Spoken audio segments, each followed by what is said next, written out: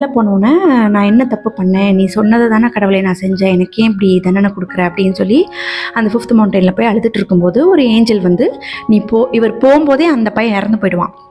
So நீ அங்கே போயிட்டு ஒரு 3 டைம் அவனை கால் பண்ண அவன் எழுந்து வந்துடுவான் அப்படின்னு சொல்லுவாங்க.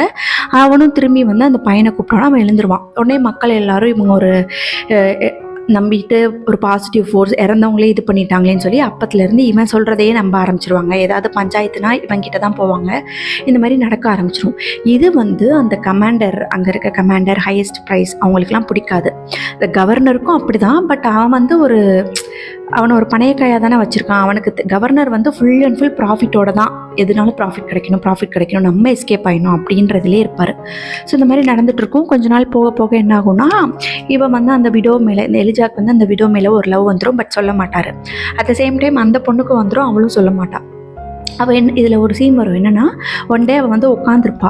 இந்த மாதிரி எனக்கு லைஃபே போர் அடிக்குது, என்ன பண்ணுறதுனே தெரியல அப்படின்னு சொல்லும்போது இவர் சொல்லுவார், அப்போ போய் ஏதாவது புதுசாக கற்றுக்கோ, ஏதாவது தெரிஞ்சுக்கோ அப்படின்னு சொன்னோன்னே பிப்ளோஸ் அப்படின்ற அந்த ரைட்டிங் வந்து அவள் கற்றுக்க ஆரம்பிச்சுட்டு அதை வந்து குட்டி குட்டி டேப்லெட்டில் இந்த மாதிரி எழுதுறது. அதுக்கப்புறம் அந்த ஹையஸ்ட் ப்ரைஸ்டே வந்து அப்போல்லாம் அந்த எழுதி கம்யூனிகேஷன் அந்த மாதிரி தானே போகும். ஸோ டேப்லெட்டில் எழுதி பாஸ் பண்ணிக்கிறது, 2 நேஷனுக்கு நடுவில் கம்யூனிகேஷன் பண்ணிக்கிறது, இந்த மாதிரி இருக்கும். ஸோ இந்த மாதிரி போயிட்டே இருக்கும்போது அசிரியன்ஸ் அப்படின்றவங்க வந்து இந்த அக்பர் அதுக்கு முன்னாடி டென்ட் போட்டு இருக்க ஆரம்பிச்சிருவாங்க. இவங்கெல்லாம் பயந்துருவாங்க, நம்ம மேலே போர் தொடுத்து தான் இவங்க வரப்போகிறாங்க அப்படின்னு. பட் ரொம்ப நாளாக அவங்க எதுவுமே பண்ணாமல் ஜஸ்ட் அப்படியே அவங்களோட அங்கேருந்து அவங்க ஃபோர்ஸ் இம்ப்ரூவ் பண்ணிக்கிட்டே இருப்பாங்க. ஸோ இவங்க என்ன பண்ணுவாங்கன்னா, எப்போனாலும் இவங்க நம்மளை படையெடுத்து வரலான்னு சொல்லி இங்கே அக்பரில் இருக்கவங்களும் அங்கே இருக்க வேரியர்ஸ்க்கெலாம் கொஞ்சம் ப்ராக்டிஸ் கொடுத்து இந்த மாதிரி வச்சுருப்பாங்க. பட் ஒரு 1/2 இயர் ஆயிரும், எதுவுமே நடக்காது. மக்கள் மறுபடி அந்த போர் பயத்தில் இருந்தால் ஆஸ் யூஷுவல் நார்மலாக இது பண்ண ஆரம்பிச்சிருவாங்க.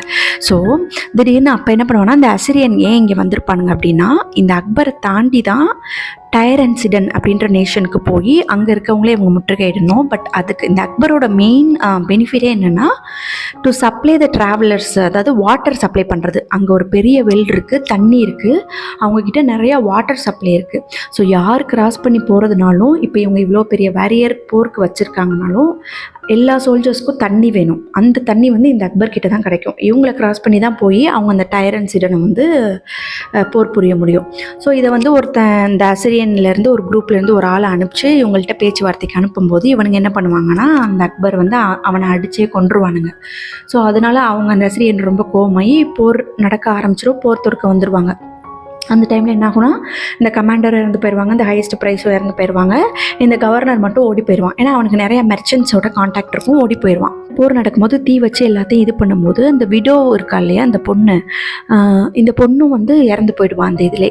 ஸோ இறந்து போகிறதுக்கு முன்னாடி இவன் போய் அவனை பார்க்கும்போது என்ன ஆகுனா, இந்த மாதிரி இனிமேல் நான் தான் இந்த அக்பர், இந்த அக்பரில் இருக்க ஒவ்வொரு ஸ்ட்ரீட் ஒவ்வொரு சிட்டி எல்லாமே நான் தான், இதை பழையபடி நீங்கள் தான் கொண்டு வரணும் அப்படின்னு சொல்லிட்டு இறந்து போயிடுவா. அந்த பையனும் பக்கத்துலேயே நின்று கேட்பான். ஸோ இவன் வந்து ஒரு மாதிரி வெக்ஸ் ஆகி இந்த பையனை கூட்டிகிட்டு அந்த கண்ட்ரியை தாண்டி நடக்கும்போது அந்த பையன் ஒத்துக்கவே மாட்டான். இல்லை, எங்கள் அம்மா தான் இனிமேல் இந்த கண்ட்ரின்னு சொல்லியிருக்காங்க, நம்ம அதை திருப்பி ரீபில்ட் பண்ணணும்னு சொல்லும்போது இவன் எதுவுமே கேட்காம கூட்டிகிட்டு போயிட்டே இருக்கும்போது திடீர்னு யோசிச்சுட்டு திருப்பி வருவான். அப்போ வந்து நான் இந்த மாதிரி கடவுளை நம்பினேன், யாருமே எனக்கு ஹெல்ப் பண்ணல, எல்லோரும் இப்படி என்னை விட்டுட்டாங்களே அப்படின்னு சொல்லிட்டு திருப்பி வரும்போது தான், ஆனால் இவனுக்கு மனசுக்குள்ளே ஒன்று ஓடிட்டே இருக்கும், ஏதோ ஒன்று நம்ம மிஸ் பண்ணுறோம், ஏதோ ஒன்று நம்ம கேட்டிருக்கோம் அப்படின்னு இது பண்ணும்போது தான் அப்போ தான் இந்த இது வரும். அதாவது God can give you only the plan. இல்லை இந்த அசரீரியாகவே இருந்தாலும் அது இப்போ ஒன்று சொல்லுது அப்படின்னா, ஆல்ரெடி இந்த மாதிரி ஒரு நடந்திருக்கும். இன்னொரு ஜான் அப்படின்னு இன்னொருத்தவருக்கு வந்து இந்த மாதிரி நடந்திருக்கும். பட் அவர் கடவுள் சொன்னதை கேட்காம அவர் மனசுக்கு எது சரின்னு படுதோ, இல்லை இது பண்ணால் ஒர்க் அவுட் ஆகாது அப்படின்னு சொல்லி அவனுக்கு தோணுனதை பண்ணனால அந்த ரிசல்ட் கிடச்சிரும். ஸோ கடவுளே சொல்லியிருந்தாலும் நம்ம அது கரெக்டாக தப்பான்னு பார்த்து அதுக்கப்புறம் ப்ரொசீட் பண்ணோன்னு சொல்லி தான், ஓகே நம்ம திரும்பி போகலாம், ரீபில்ட் பண்ணலான்னு சொல்லி மறுபடியும் உங்கள் அக்பர்க்கே வந்து எல்லாமே உடஞ்சி சுக்குநூறாக டேமேஜ் ஆகி எல்லாம் மக்கள்லாம் செத்து போனோமா கிடக்கும், என்ன பண்ணுறதுன்னு தெரியாமல் அலமோதிட்டு இருப்பாங்க. ஸோ இவன் போய் மக்கள்கிட்ட சொல்லுவான், யாரும் கேட்க மாட்டாங்க. அவங்க மனநிலை அப்படி இருக்கும்ல, இவ்வளோ போர் நடந்து எல்லாம் இறந்ததுக்கப்புறம்.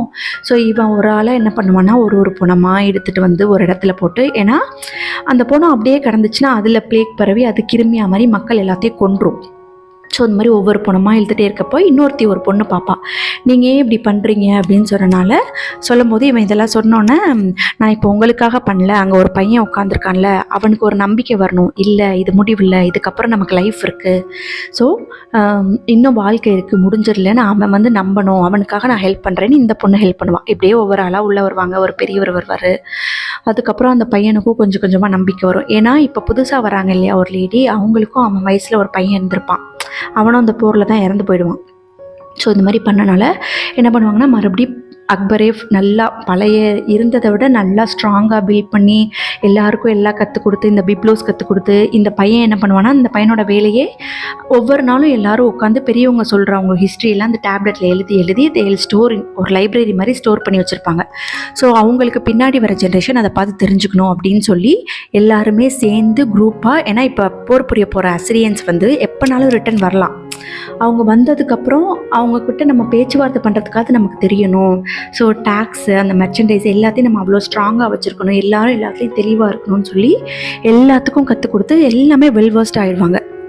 ஸோ அந்த அசிரியன் எப்போ வந்தாலும் நம்ம அட்டாக் பண்ண ரெடியாக இருக்கணும் அப்படின்னு சொல்லி. ஸோ இந்த மாதிரி நடந்துகிட்டே இருக்கும்போது அவன் ஒரு நாள் இந்த எலிஜா வந்து இவரை கூட்டிகிட்டு அந்த 5th மவுண்டெயின் மேலே போய் உட்காந்துட்டு சொல்லுவார், பத்தியா மேலே வந்து பார்க்கும்போது நம்மளோட பிரச்சனை இல்லை உலகமே எவ்வளோ, நம்ம ஒரு ஹைட்டில் இருந்தால் தான் மற்ற எல்லாமே நமக்கு வந்து ரொம்ப சின்னதாக தெரியுது அப்படின்னு இந்த மாதிரி சொல்லிகிட்டு இருப்பார். இந்த எலிஜா வந்து அடிக்கடி இந்த 5th மவுண்டெயின் போவார். ஏன்னா இடையில வந்து ஒரு சீன் நடந்திருக்கும், அந்த விடோவும் இவரும் போயிட்டுருப்பாங்க. இவன் வந்து ஒரு டேப்லெட்டில் லவ்னு எழுதி அது கையிலே வச்சிட்ருப்பாள். அது அவர்கிட்ட கொடுத்தோன்னே, இதையே என்கிட்ட கொடுக்குற அப்படின்னு சொன்னோன்னே, நீ வந்ததுக்கப்புறம் தான் என் லைஃபே மீனிங்காக இருக்க மாதிரி இருந்துச்சு, தெரியல எனக்கு கொடுக்கணும்னு தோணுச்சுன்னு சொல்லி கொடுத்துருவா. அப்போ தான் அவருக்கும் தெரியும், ஓகே அவளுக்கும் நம்ம மேலே விருப்பம் இருக்குது அப்படின்னு சொல்லி தெரியும். ஸோ அதாவது என்ன தான் நம்ம வந்து ஃபுல்லாக நொடிஞ்சு போய் எல்லாமே அழிஞ்சு இனிமேல் வாய்ப்பே இல்லை அப்படின்னாலும் நமக்குள்ளே ஒரு ஹோப், நமக்குள்ளே ஒரு நம்பிக்கை சின்னதாக லைட்டாக விதி கடவுள் அந்த மாதிரிலாம் சொல்லிகிட்டு இருக்காம, எவ்ரிதிங் இஸ் ஹோப் இல்லையா. கடவுள்ன்றது ஒரு நம்பிக்கை, அது யூனிவர்ஸாக இருக்கலாம், சயின்ஸ், ஒருத்தவங்களுக்கு என்ன நம்பிக்கையோ அதுதான். ஸோ அது எல்லா நம்பிக்கைக்கும் முதல்ல நம்ம சோலை நம்ம நம்பி ஒரு ஸ்டெப் எடுத்தோன்னா, நீ எவ்வளோ லாஸில் இருந்தாலும் அப்போ இருந்து உன்னால் ஒரு புது லைஃப்பை ரீபில்ட் பண்ண முடியும் அப்படின்னு அந்த பையனும் கற்றுப்பான்.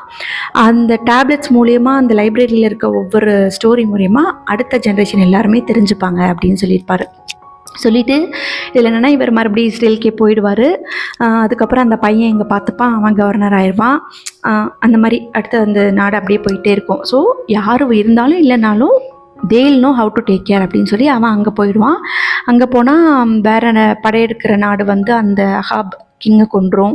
ஜெசபெல் வந்து அவனை பிடிக்க வர்றன்ட்டு தப்பிக்கிறதுக்காக அவளே கில் பண்ணிப்பா அவளை. ஸோ அந்த மாதிரி முடிஞ்சிடும். என்ன இருந்தாலும் கடவுளாகவே இருந்தாலும் நம்ம அந்த எஃபோர்ட் போடலைன்னா நம்ம எதிர்பார்க்குறது நமக்கு கிடைக்காது. அவ்வளோதான். நெக்ஸ்ட் நம்ம வேறு வீடியோவில் பார்க்கலாம். பாய்.